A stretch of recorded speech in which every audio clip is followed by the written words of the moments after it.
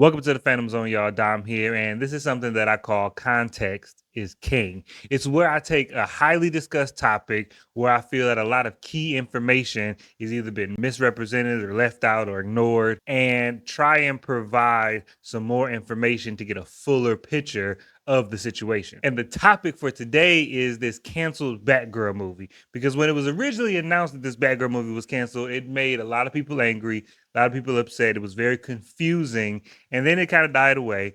And then these leaked pictures came out a couple days ago, which kind of reignited people's emotions, especially with the recent Flash movie and how it's performing. It just seems like a double standard. I think there's a couple of key things that people are leaving out or not considering, and that's what we're going to talk about today. So let's get into it. So first and foremost, what really happened with Batgirl? And the road to Batgirl getting canceled is long and layered, but the gist of it is that last year in 2022, David Zaslav became the CEO of Warner Brothers after their merger with Discovery, and he immediately started making these really big, significant changes. And that's an important piece to remember through all of this is that Batgirl didn't get singled out. It wasn't a targeted attack on Batgirl or something that's very specific to Batgirl.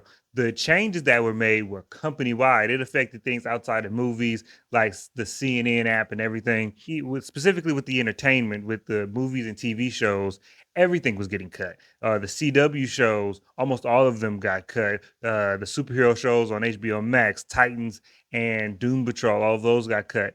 There was a lot of movies and TV shows that were in development that got cut. But all those TV shows at least got to release the episodes that they had already filmed. They got to finish out what was already made before they went quietly into the night. So why didn't Batgirl get that chance? And that's where we come into the main event, what I call the big three decisions. Because when Zaslav came in, they had a lot of DC movies in the pipeline. They had Aquaman 2, they had Shazam 2, but the three projects that got the most attention, had the most changes to them, were The Flash, Blue Beetle, and Batgirl. Now, Batgirl and Blue Beetle were always supposed to be HBO Max releases. That's when they were made. That was their intended destination, was a streaming release. But Zaslav wanted to get away from that. He wanted to refocus the big tentpole projects for DC into the theater to maintain the integrity and the value of a DC movie. He wanted them to be strictly in the theater. So they had decisions to make. They looked at Blue Beetle and said that this movie will ascend to the level of a theatrical release. We're going to raise it up from a streaming release and give it the theatrical treatment and put it in the theaters.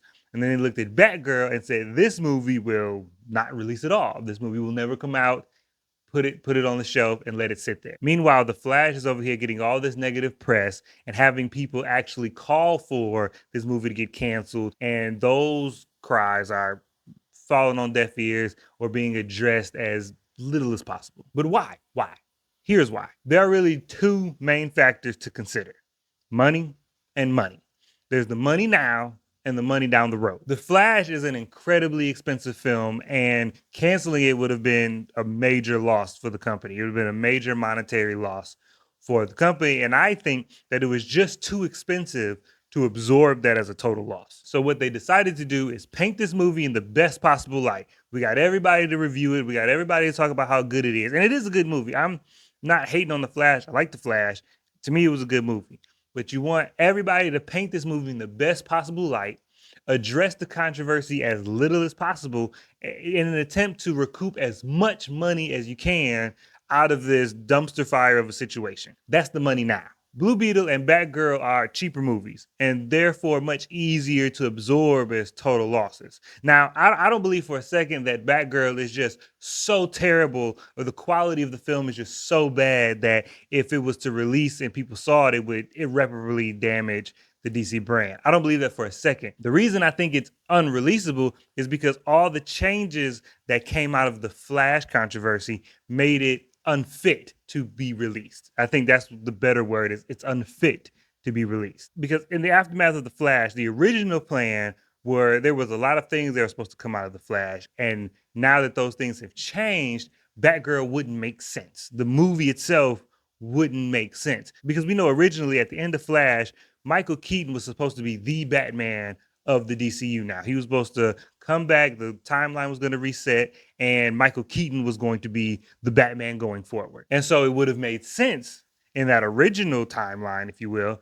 it would have made sense for Michael Keaton to show up in this Batgirl movie because he's the Batman of the DCU. So things would have made sense. But now with James Gunn and Peter Safran going a different direction with Batman Brave and the Bold, Michael Keaton's no longer going to be the Batman going forward. So now this Batgirl movie wouldn't have made sense. What is this Batman doing in this universe? At the end of the day, Batgirl didn't fit in the main DCU continuity, and it didn't fit in the Elseworlds DCU continuity. This movie was just a casualty of the Flash basically resetting the trajectory of the DC universe to where now it falls in this limbo area, and that's where it stays. It stays in limbo on a shelf. It's unfortunate that these people's hard work will not get to get showcased. But I do think from an objective standpoint, it's more pragmatic than problematic. But that's just my takeaway from the situation. I think there were a lot of extenuating circumstances that were outside of the Batgirl production's control that kind of canceled out Batgirl's eligibility to be released. I don't think it's an indictment on the quality of the film. And I think that they should just say that because all of the comments make it seem like Batgirl was just a bad movie. And I think they say that to try and dampen people's desire to see it released. Because if I tell you it was a great movie, but it just didn't fit in the continuity of what we're trying to do, then people will be like, well, we don't care, release it anyway, right? But if I tell you it was bad, or I just leave it vague and say it was unreleasable, then I guess the intent is to try and dampen it and be like, well, if it was bad, then I don't want to see it anyway.